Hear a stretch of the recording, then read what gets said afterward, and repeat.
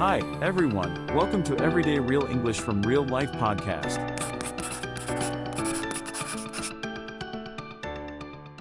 Welcome back to Real English Podcast. Today, we're helping you get ready for the DMV. That's right. Today, we're diving deep into navigating the Department of Motor Vehicles in the U.S. If you're an English learner, maybe an immigrant or international resident, this place can feel, well, a bit intimidating. Like a maze sometimes. Exactly. But it's also a place where knowing some specific English phrases can really help, make a huge difference. Absolutely. And this deep dive, it's all about equipping you, our listener, with the vocabulary, those useful expressions, and maybe some confidence-building tips too. For all those common DMV tasks, like getting a driver's license, renewing an ID card, maybe even transferring ownership of a car. Right. Our goal is just to help you feel prepared, feel more in control when you walk in. Okay, so let's unpack this. First things first, what exactly is the DMV? Good question to start with. DMV stands for the Department of Motor Vehicles. Basically, it's the government agency you go to for, well, pretty much anything about driving, vehicle registration, and getting state ID cards. And I guess English is pretty important there. Oh, it really is.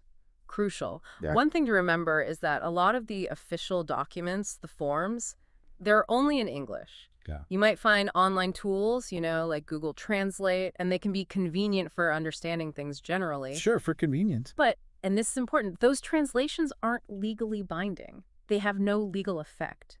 The official, accurate source is always the English version.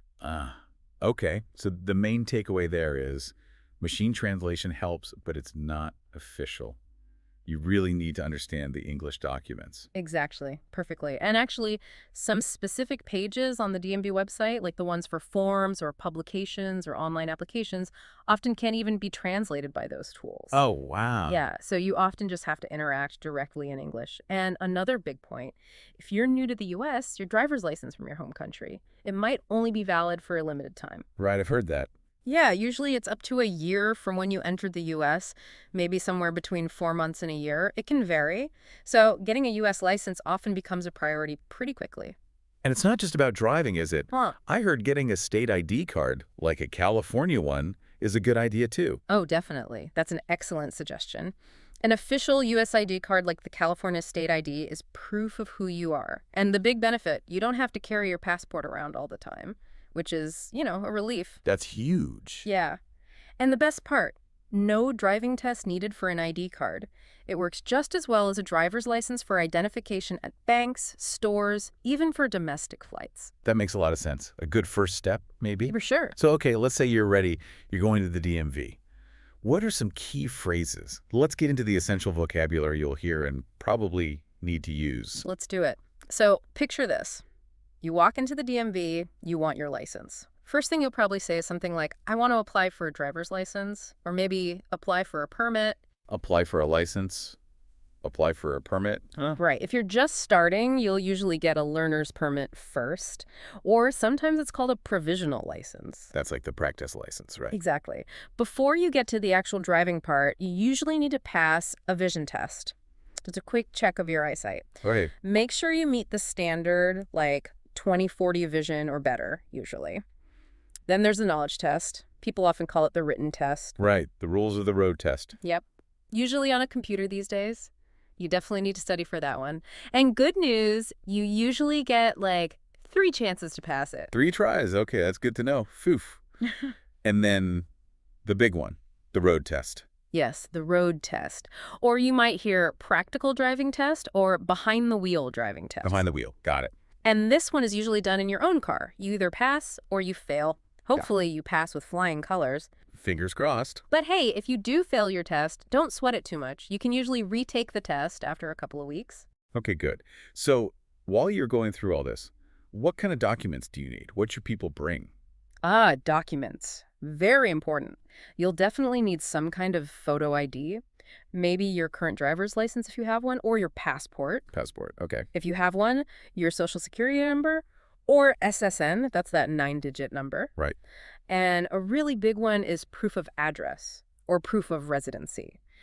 This usually means bringing 2 documents that show you live at your local address. Like what kind of documents? Oh, like utility bills, maybe a lease agreement, a bank statement, stuff like that.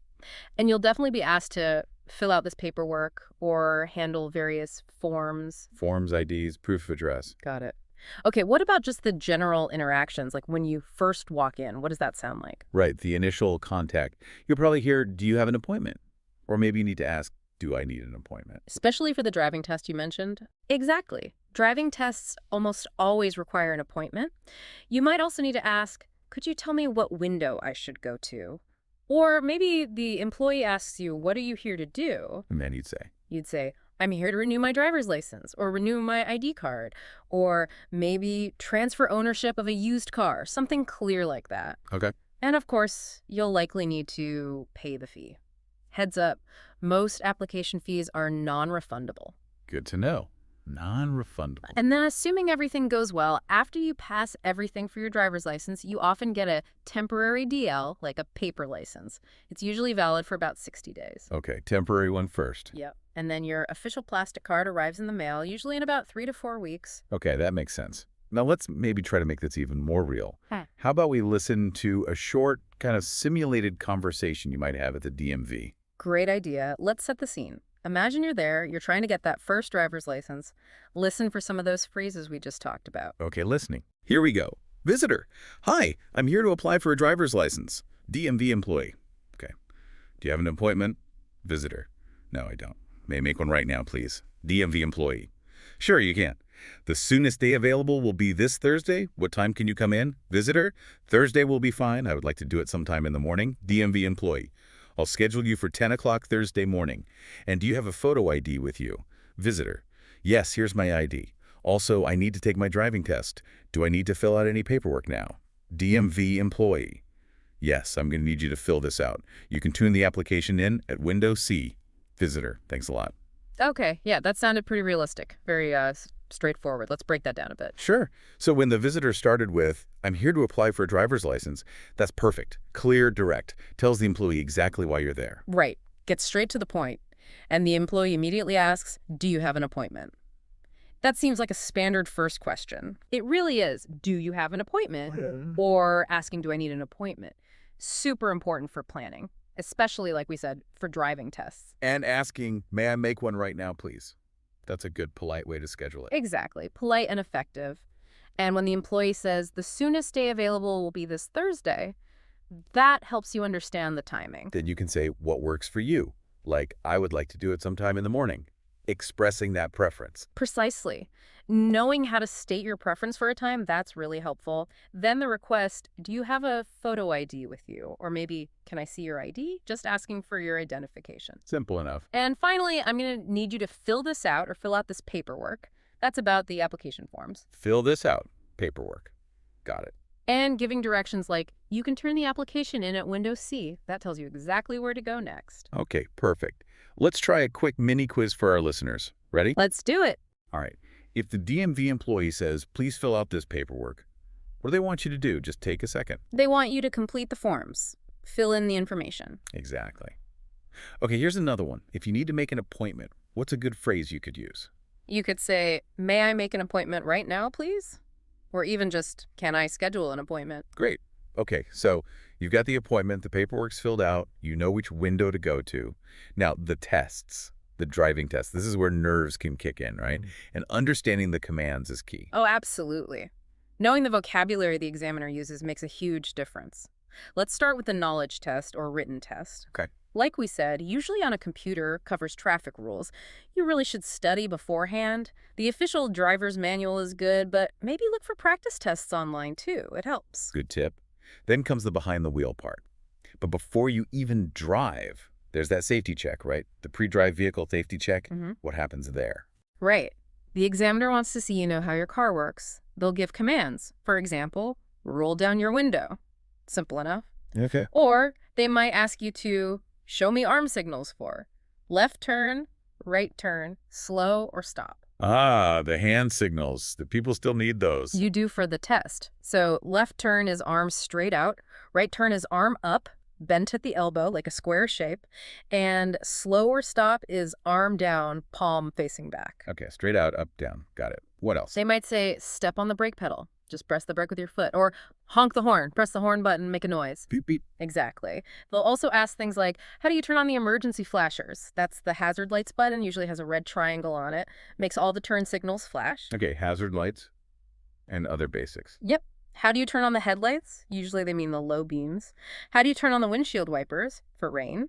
And how do you turn on the defroster? To clear the windows, front back. Wow, okay, so you got to know where all those buttons and levers are and understand the command? Exactly. It's about showing control and understanding. Okay, so that's the pre-check.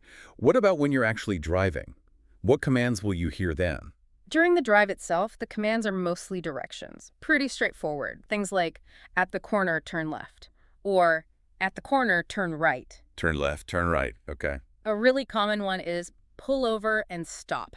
That means find a safe place at the side of the road, pull your car over, and stop completely. Pull over and stop, got it. They might also say, lane change left or lane change right, telling you to move safely into the next lane.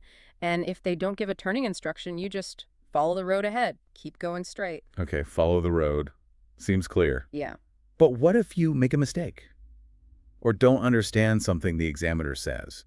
Especially with language differences. That's a really important point. Sometimes the feedback can be quick. The examiner might note things like, didn't check for traffic, or maybe didn't check blind spot before changing lanes. Ah, okay. Common errors. Yeah. Or maybe drove too fast or drove too slow, made unnecessary stops. Parking is often tricky. You might hear something relatable like, parking is always the hardest thing for me. Maybe not from the examiner, but it's a common feeling. Huh, definitely. But if you hear feedback or any command that isn't clear, don't be afraid to politely ask for clarification. You could say, could you please explain that again? Or maybe, could you speak a little slower, please? That's good advice. It's okay to ask. Absolutely. Understanding is key. Okay, time for mini quiz number 2. Ready? If the examiner says honk the horn, what should you do? You should press the horn button on your steering wheel to make a sound. Beep. Perfect. And one more. What does pull over and stop mean? It means you need to safely drive your car to the side of the road, the curb, and bring it to a complete stop. Excellent. Okay, this might feel like a lot of information, a lot to learn. It can seem that way. But honestly, just by listening to this, you're already taking a big step. You're doing great. Absolutely. And remember, every single phrase you learn, it's progress. It builds up. The best way to really get comfortable, practice. Practice how? Well, try role-playing. Grab a friend, a language partner, and act out these DMV conversations. Say the phrases out loud. It really helps lock them in and build your confidence. That's a fantastic idea, like running lines for a play. What about watching things? Oh, yeah, definitely. Look for English language videos online about driving rules, maybe even videos of driving tests if you can find them. Hearing the phrases used in context is super helpful. Makes sense. You could also join online forums or groups where people discuss driving in the U.S., practice writing about it, asking questions in English. And don't forget that ID card option. Right. If the driving test feels like too much right now, getting the state ID card is still a really valuable first step. Gets you familiar with the DMV, gives you that crucial ID, but without the driving pressure. That's great perspective. Yeah. You know, every step you take, every phrase you learn here, it really does build your confidence. It opens doors. This whole deep dive is about giving you those tools to succeed. Exactly. Tools for independence. So let's do a quick recap. Some of the most important phrases we covered today. Okay. Stating your purpose. I'm here to apply for a driver's license. Asking about appointments. Do I need an appointment? Hearing requests like, can I see your ID? And instructions. Please fill out this paperwork. We talked about the tests, vision test, knowledge test, road test, and those key driving commands. Turn left, pull over and stop, and honk the horn. Those are definitely some core phrases. Keep practicing them. The more familiar they feel, the smoother your DMV visit will be. So what does this all really mean for you listening right now? Mastering these phrases, it's not just about passing a test or getting a card. It's really about gaining independence, feeling more empowered, and just navigating daily life here with more confidence. And that actually brings up a bigger question, doesn't it? Beyond just the DMV, think about how these communication skills, being able to ask clearly, understand instructions, state what you need, how might that prepare you for other kinds of official interactions in English? Making sure you always feel understood, always feel in control, no matter the situation. That's a great thought to leave everyone with. Thank you for joining us on this deep dive into English at the DMV. Keep learning, keep practicing those phrases. You've got this. and we'll be back soon with another deep dive. Want to practice these phrases? Download your free PDF guide. Link in the description and pinned comment. Like and subscribe for more English tips.